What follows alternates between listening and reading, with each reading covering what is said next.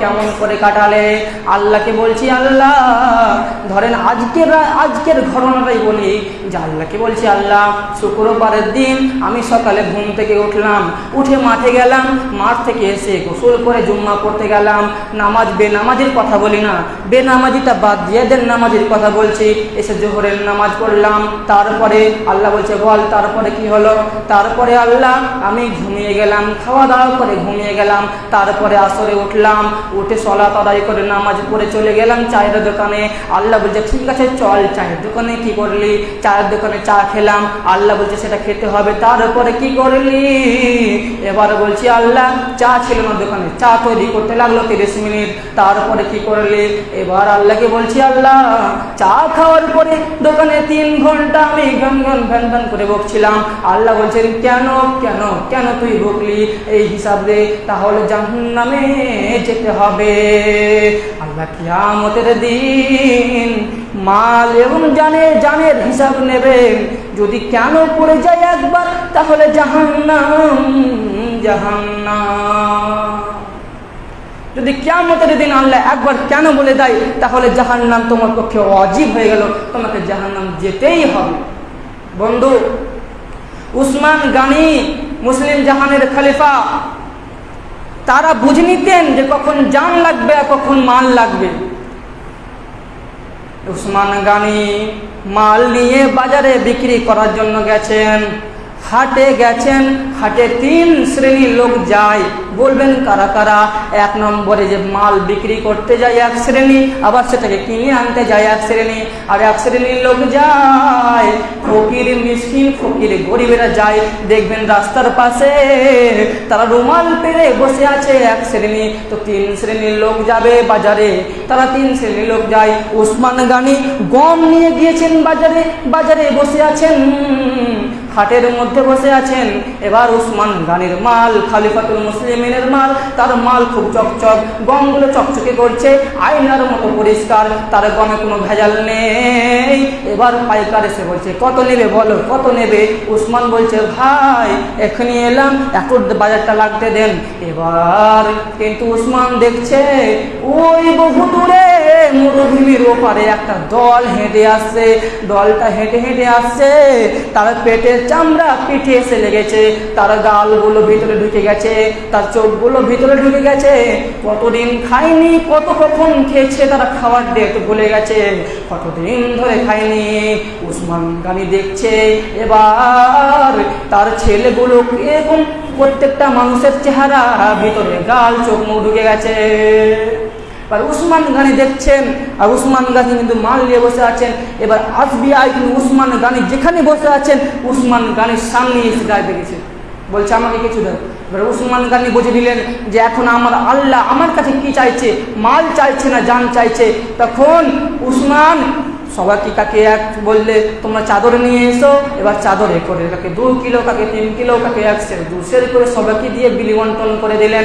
এবার বাজারে করে পাইকার বলছে রে উসমান, তারা গরিব মানুষ, তারা তোমাকে কি এমন মূল্য দিল যে তাদেরকে তুমি মালগুলো দিয়ে দিলে?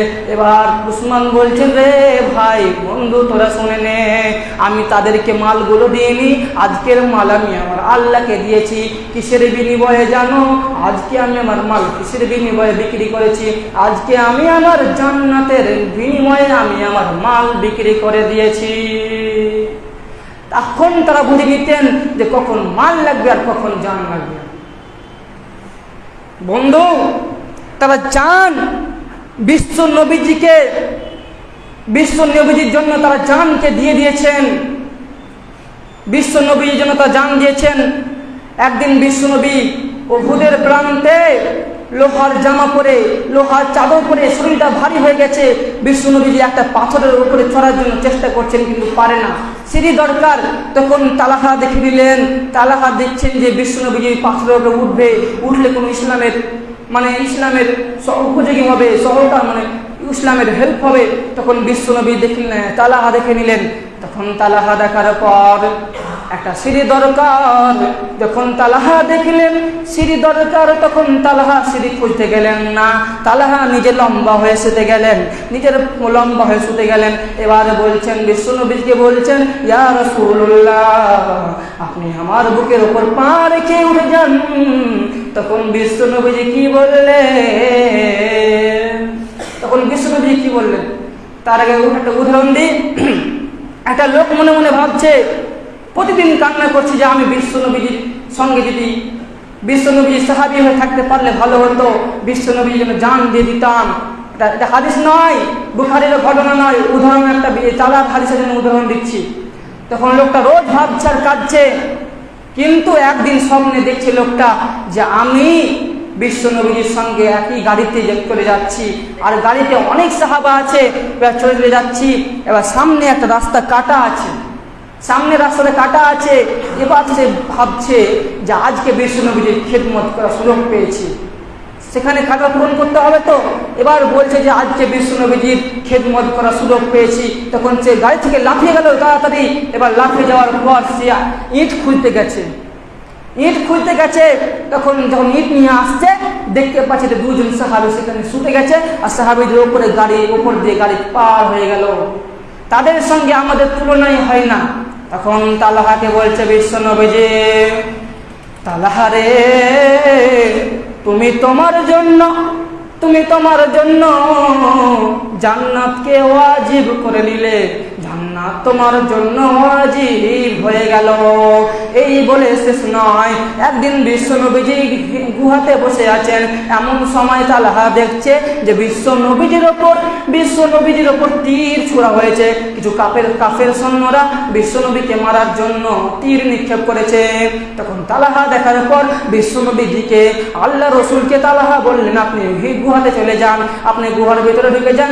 আপনার গুহার ভিতরে বিশ্বনবীকে ঢুকিয়ে দিয়ে তালহা এইভাবে গুহার মুখের সামনে সলেট হয়ে দাঁড়িয়ে গেলেন। এবার দাঁড়িয়ে যাওয়ার পর 180 খানা তীর তালহার দুই বাজুতে লেগেছে, বুকে লেগেছে, তালহা মারা গেলেন।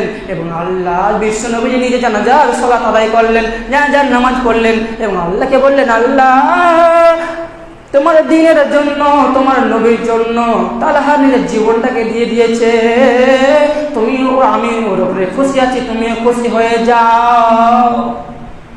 তখন তারা বুঝে ফেললে কখন জান লাগবে, কখন মাল লাগবে। দ্বীনের জন্য, ইসলামের জন্য, নবীর জন্য তারা জীবনটাকে, জানটাকে বন্টন করে দিয়েছেন, তারা দিয়ে দিয়েছেন, তারা শহীদ হয়ে গিয়েছেন। এখান থেকে শেষ নয়। আব্দুল উজ্জা, এক সাহাবী, আব্দুল উজ্জা ওর নাম, সে গোপনে তার চাচা বিশাল কোটিপতি, কিন্তু তার বাপ নাই, এতিম, তার মা বিধবা, সে গোপনে ইসলাম গ্রহণ করে নিয়েছে।